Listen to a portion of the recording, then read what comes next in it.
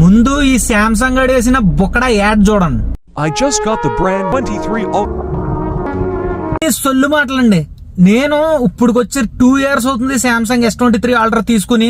కానీ చాలా మంది వాటర్ లో దింపుతున్నారు కదా, నేను జస్ట్ 30 seconds అండి కావేరీళ్ళ అక్కడ జస్ట్ అలా దింపి ఇలా తీసేసరికి అయిపోయి వుడ్లోకి వాటర్ వెళ్ళిపోయి, కెమెరాల్లోకి వాటర్ వెళ్ళిపోయి, మొత్తం ఇంకా అసలు ఫోనే పనిచేయదని చెప్పేశాడు. షోరూమ్ కి వెళ్తే 70,000 అవుతుందని చెప్పాడండి. 70,000 అంటే కొత్త ఫోన్ కొనేసుకోవచ్చు. ఇప్పుడు 1,20,000 ఎట్టి ఫోన్ కొంటున్నామండి, దేనికి ఇన్ని ఫ్యూచర్స్ ఇస్తున్నాడని, అంతే కదా.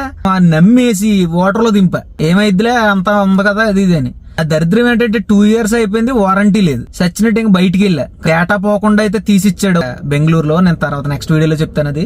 ఆ షాప్ కి వెళ్ళాక ఆడు చెప్పిన రియలైజేషన్ ఏంటంటే అసలు వాటర్ ప్రూఫ్ అనేదే ఉండదట. ఆడి దగ్గర ఐఫోన్లు, శాంసంగ్ ఫోన్లు, ఇన్ని ఫోన్లు ఉన్నాడు దగ్గర, ఇంచుమించు 10 ఫోన్లు చూపించాడు నాకు. ఇది ఎక్కడ దారుణం అండి, అప్పుడు యాడ్ వేయకూడదు కదా.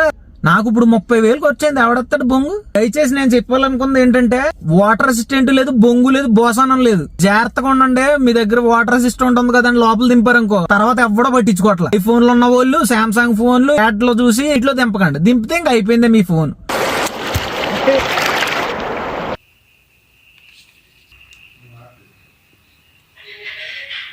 కెమెరా